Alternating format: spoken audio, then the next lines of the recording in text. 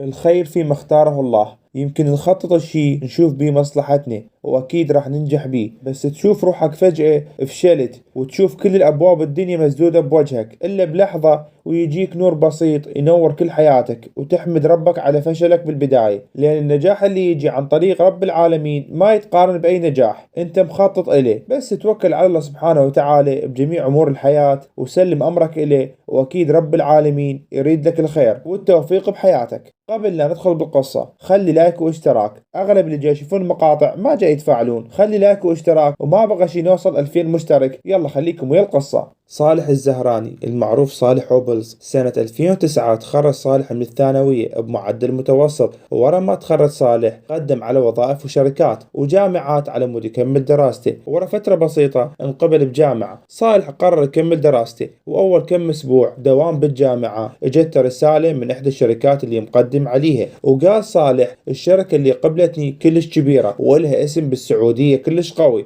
صالح ورا ما اجته رسالة القبول من الشركة الكبيرة قرر يترك دراسته. السبب اللي خلى صالح يترك دراسته هو صالح قال ما أحب الدراسة، أنا أحب الشغل، أحب أبدع بالشغل. صالح راح أقدم على الشركة وخلص كل أمور القبول وتخطى كل المراحل اللي يحتاج أي شخص يتخطاها على مود ينقبل بالعمل. الشركة اللي قبلت صالح كان لها نظام خاص، تدرس أول سنة رياضيات وإنجليزي، والسنة الثانية تدرس التخصص مالت الشركة. بعد ما كمل دراسة سنتين تعين صالح بصفة عقد بالشركة. صالح بعد ما توظف كان متحمس للشغل وقال حبيت الوظيفة. صالح أبدع بوظيفته، وكان المدير والناس اللي يشتغلون وياه عاجبهم شغل صالح. ظل يشتغل صالح بالوظيفة إلى سنة 2014. هاي السنة هي سنة تحول بحياة صالح، بعد ما ابن عمه قال له وشرح له على نظام الابتعاث، وصالح حب الفكرة وعجبته وقرر يكمل دراسته بالخارج على حساب الدولة. نظام الابتعاث بالسعودية قبل بذاك الوقت كان تدرس 4 أشهر على حسابك تتقن بها اللقة وتاخذ الشهادة، هالنوب تدرس على حساب الدولة. وبسنة 2015 يوم 1/1 كان أول يوم يداوم به صالح بمعهد بأمريكا. الوضع كلش حماس. بعد 3 أشهر من الدراسة بالمعهد على حسابه الشخصي توفى الملك عبد الله. ورا حالة الوفاة نظام الابتعاث تغير وصار دراسة المعهد على حسابك وتكمل بالجامعة هم على حسابك، يعني تصير مصاريف كلش هواي. وصالح قال هاي كانت صدمة بالنسبة لي والأهلي، بس احنا حكينا ويا الوزارة وقلنا لهم احنا لازم نظل على النظام القديم، ما يصير تلغون الابتعاث. وقال صالح كنت متمسك بالأمل انه اظل على النظام القديم بس ماكو اي فايدة. وظل صالح تقريبا سنة بأمريكا، وبعد ما صار ضغط عليه من قبل الأهل وأصدقائه انه يرجع ولا يحرم فلوسه على شيء ما راح يستفاد منه. وبسنة 2016 رجع صالح للسعودية بعد خيبة أمل كلش كبيرة. وورا ما رجع صالح قدم أوراقه للشركة القديمة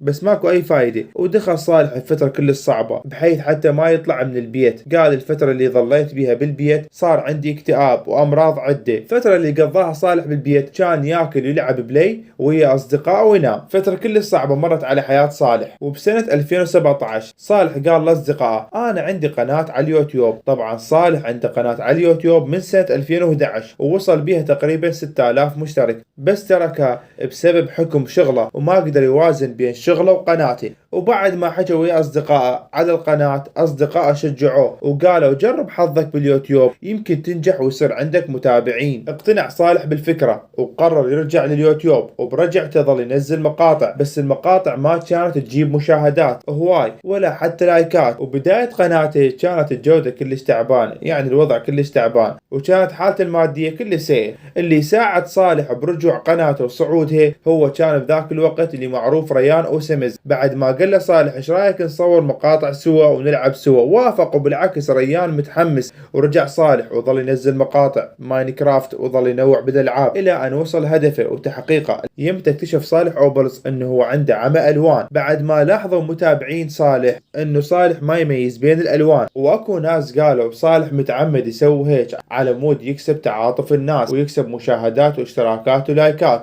ورد صالح على كل هاي الاشاعات قال انا ما مضطر اكذب على مود اكسب تعاطف الناس او لايكات او اشتراكات. القصة وما بيها اكتشفت عندي عمى الوان من رحت وقدمت الشركة وقدمت فحص نظر. بعد فترة اجى قرار رفض تقديمي وقلت لهم ليش يعني رفضتوني؟ قالوا بسبب انه انت عندك عمى الوان. صالح قال كان هذا الرد بالنسبة لي صدمة، لان انا ما كنت ادري انه عندي عمى الوان. وسوى صالح مقطع اختبار عمى الالوان وجاب بالاختبار 2 من 12، وقال عادي انا متقبل الوضع وراح اتعايش وياه وما عندي اي حل. بس اكو بعض الناس لحد هسه ما مصدقة انه صالح عنده عمى الوان. انت من وجهة نظرك صالح صدق عنده عمى الوان لو لا؟ اكتب لنا بالتعليقات. صالح بعد ما صار مشهور وصار عنده جمهور كلش يحبه، باختصار صار مؤثر بالسوشيال ميديا، ودعوا صالح البرنامج كوميدي بالسعودية. هذا البرنامج يدعي المشاهير سواء مشاهير فنانين او سوشيال ميديا.